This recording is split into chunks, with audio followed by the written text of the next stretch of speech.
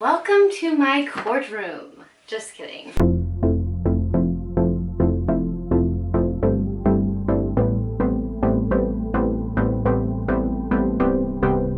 Today we are talking about medical malpractice. What is it, signs to look out for, and how to handle it if it happens to you? The definition as per to Google is medical malpractice is the failure to diagnose, misdiagnose, to misread or ignore laboratory work, unnecessary surgery, surgical errors, or wrong site surgery. There are 4 elements to medical malpractice. There must be a professional duty owed to the patient. Secondly, there must be a breach of duty. Third, there must be injury caused. And fourth, there must be resulting damages. There's a difference between medical malpractice and misdiagnosis malpractice. Misdiagnosis malpractice means that a patient was with a doctor, diagnosed, and then went to another doctor and was diagnosed with a completely different medical issue. Signs to look out for. If you have a doctor that is unsympathetic, is not open to listening to your questions or concerns, if you have a doctor that refuses to consider other treatments for you, or that speaks down to you, these are probably all red flags that you should pay attention to. More importantly, if you are switching to another doctor's office and your doctor refuses to forward your medical records or withholds your prescription medication from you, these are all red flags that you should be looking out for. If your doctor says very negligent things and just makes completely false accusations such as a healthy diet will never help you, or don't work out because you can permanently deform your joints. These things could be the case and I would move forward with caution, but please don't ever believe that eating healthy could not help you, because it can. Eating a clean diet, such as a plant-based diet, is extremely helpful. I'm not claiming that this is a cure. I am not a doctor, but I am a patient. And I've been doing this for 10 years now. I was diagnosed with rheumatoid arthritis at 18 years old. I've had a severe autoimmune condition for most of my adulthood life, young adulthood life, so I do have experience. How to handle if this happens to you. Keep everything on record, keep a file, write a very well-written email to your doctor requesting the things that you need, such as your medical records and your prescription medication to move on to your new doctor. If you're being let go or if you're switching doctors, be very nice. Send that to them so that it's on record. I would keep everything on paper, in a file, be very organized.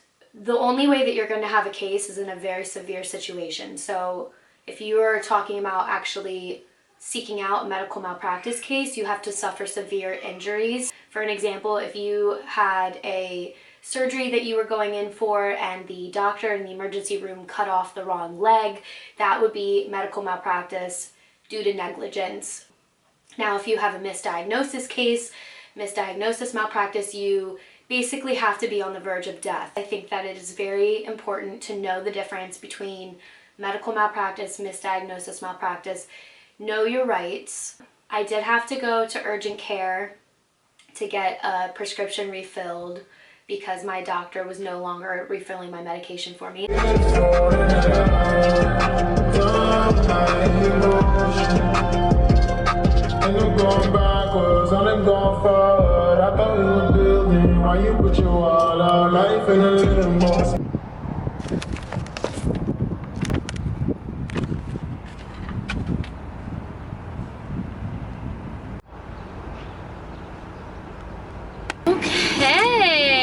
Okay, so I just left patient first. Everybody there was super nice. They were super understanding.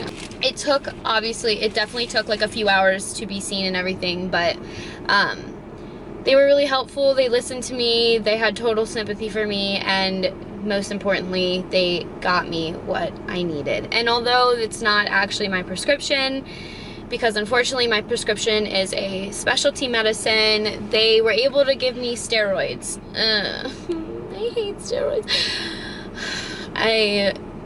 I've been on steroids so many times. I've been on so many different kinds of medications, and I really just don't like being on steroids. They can cause a lot of weight gain and a lot of different symptoms, unwanted symptoms that, you know, just aren't pleasant. But for the meantime, my new doctor's appointment is June 30th, so it's just a few weeks away, and this will be able to hold me over until that time. Methylprednisone tablets. So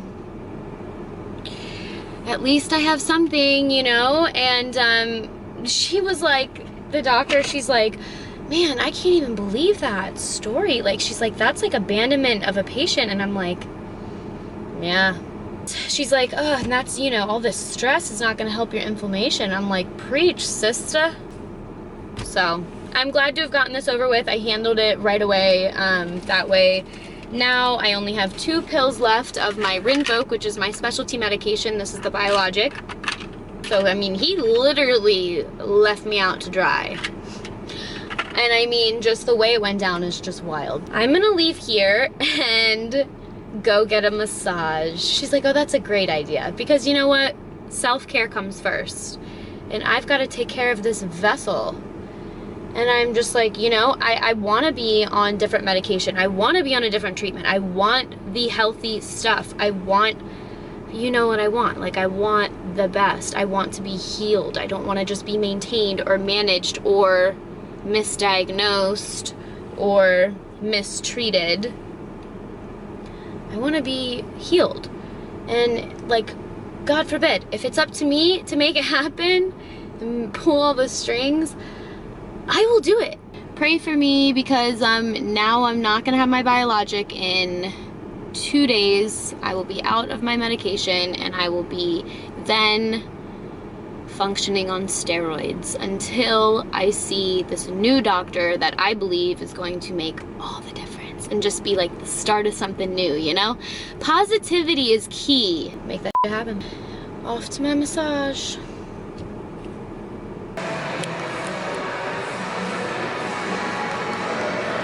In addition, I wanted to tell you guys a little bit about how my most recent doctor's appointment went with my new doctor.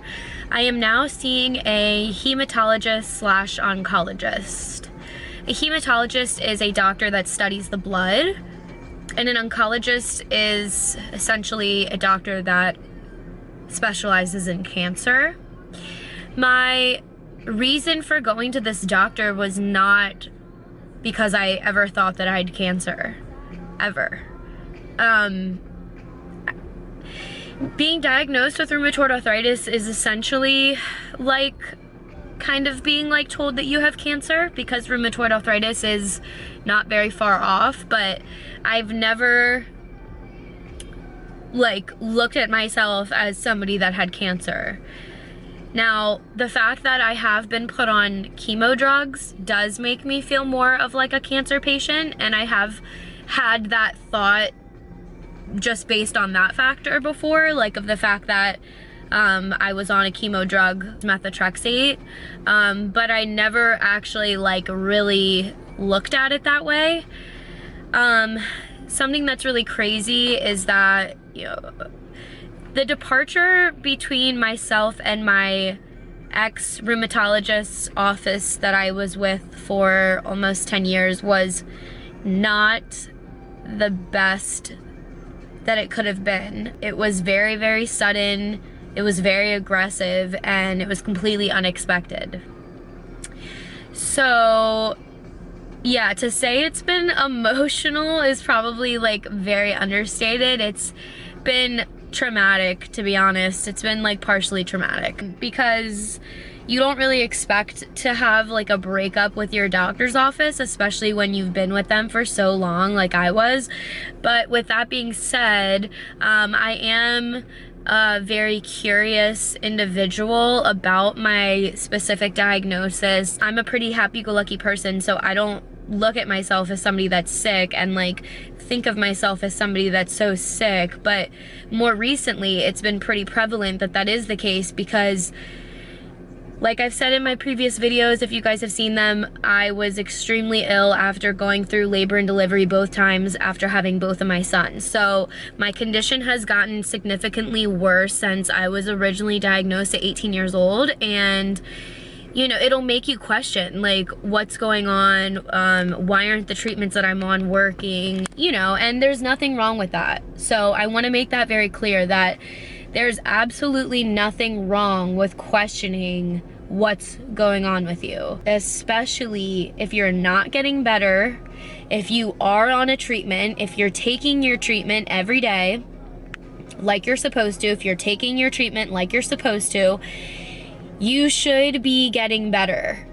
Okay, now there are diseases that are claimed to be terminal, and that is the case for some, not all of them, and even certain cancers they have found treatments for, and people have gone into remission and actually gotten healthier. So even if you're told that you will be sick for the rest of your life and that your condition is terminal, I want you to hear me that you should not lose hope, because there's always hope. There's just always hope. So anywho, back to what I was saying about the hematologist and oncologist that I'm now seeing. I was already like wanting to go find somebody else. I knew I wanted to be on a different treatment. I knew that there was other treatments out there that could help me, which I've spoken about before. IVIG, it is an immune modulator. It is good for inflammatory diseases like I have, and rheumatologists do prescribe it. Not all rheumatologists do. Like my ex-rheumatologist, he,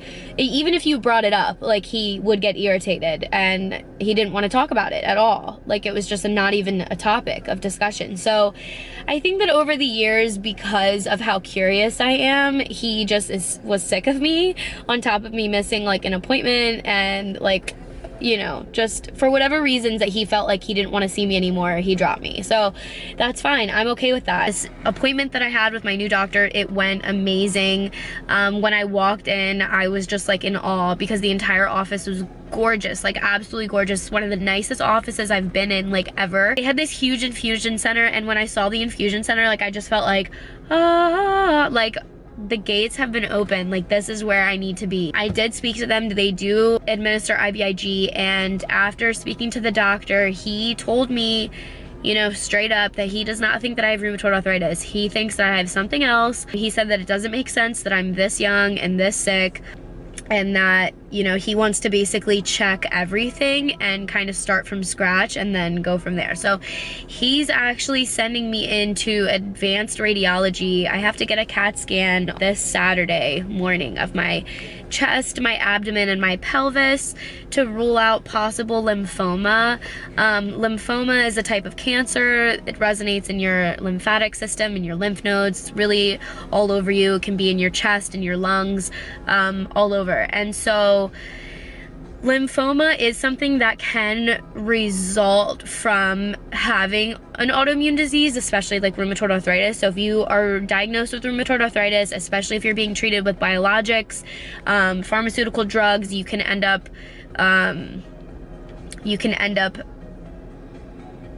having cancer. You can end up with cancer. So because of the fact that I'm still so sick and I've been on all these different medications, he wants to rule everything out and make sure that that's not a problem. So I'm really hoping that that's not the case. If it is the case, I hope that, you know, thank God we are somewhere where we can get to the bottom of it. He said that lymphoma is one of the easiest cancers to treat, so that just in case like that is what's happening, like it should be okay. And even whatever, like if it's not the case, then he's gonna keep looking, and he's doing like blood tests looking for infections and other things in the blood, and then if all in all I am diagnosed with rheumatoid arthritis at the end of the day again, and they say that that really is what I have, then he will prescribe me IVIG. He said that he'll give me IVIG. I just have to find a new rheumatologist, and he referred me to one that's really, really great. He said that he absolutely loves this doctor that's in our area. He said she's very sympathetic and she listens, and he said that if she says that she thinks it will help me, he will administer it in his office, which is so, so exciting. It's like beyond a blessing. I just feel so grateful. Add me on Snapchat, because I post a lot more on Snapchat than I do on Instagram. I hope you guys enjoyed this video, and talk to you soon. Bye.